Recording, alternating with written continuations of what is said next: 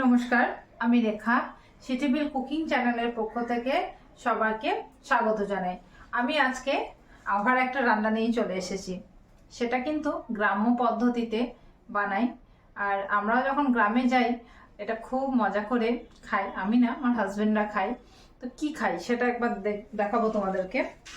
আমি আজকে বানাবো পাকা কাতলার টক। গ্রাম্য পদ্ধতিতে আমার মা জেঠুমারা যেভাবে বানান সেইভাবেই এই রেসিপিটা আমি বানাবো আর তোমাদের সাথে শেয়ার করব। তো পাকা কাতলা নিয়ে নিয়েছি, এই যে সুন্দর করে কেটে জল ঝরিয়ে নিয়েছি। আর লাগবে ফোড়ন, ফোড়নে দেব শুকনো লঙ্কা আর 5 ফোড়ন। আর এখানে আছে হলুদ, লবণ, তেল, গুড়, আর এইটা আছে কালো তেঁতুল। তেঁতুলটা অনেকক্ষণ আগে আমি জলে ভিজিয়ে রেখে দিয়েছি। এবার আমি এই মাছে লবণ আর হলুদটা মিশিয়ে একটু মাছটা তেলে ভেজে নেব।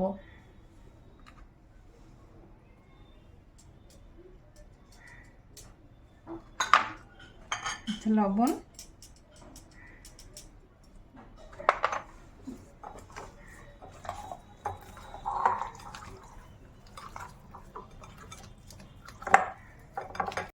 মাছে লবণ হলুদ মাখানো হয়ে গিয়েছে। এবার আমি গ্যাসটা ধরিয়ে নেব।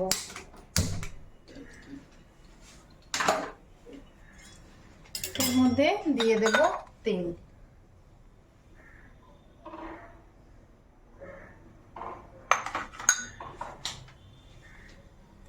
মাছগুলো ভেজে নেব।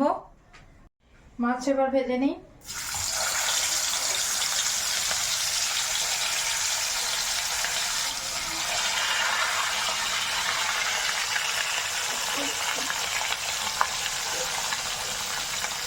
মাছগুলো ভাজা কমপ্লিট হয়েছে, কিন্তু মাছগুলো খুব ডিপ ফ্রাই করার দরকার নেই, হালকা একদম এরকম ভাবে ফ্রাই করলেই হবে।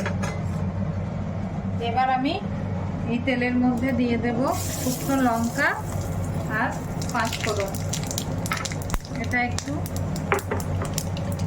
মিশে যাক। আমি তেঁতুলের পাল্পটা রেডি করে নিই।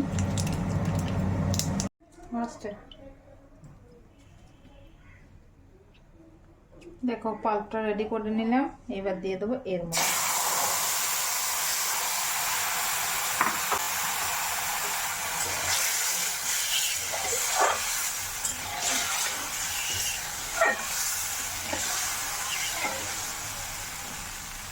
এবার আমি লবণটা এর মধ্যে দিয়ে দিলাম আর দিয়ে দিলাম এই যে গুড়। একটু মিষ্টি, টক মিষ্টি হলে এটা খেতে খুব ভালো লাগে। তাই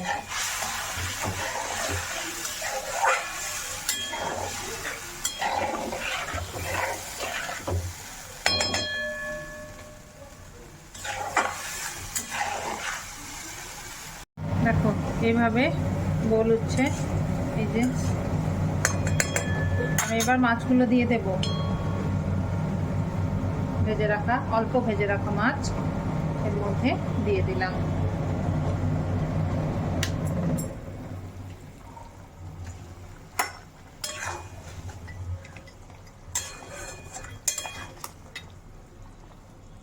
এবার এটা একটু ঢাকা দিয়ে দেব। এবার ঢাকাটা খুলে নিয়ে দেখি,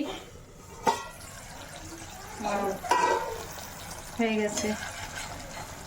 এরকম পুরো গায়ে লেগে লেগে এই টক মানে তেঁতুলটা আছে, এইভাবে এরকম ভাবে পুরোটা।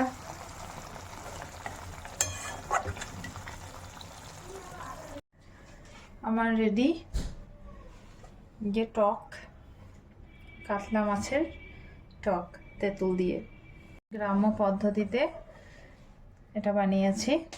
আর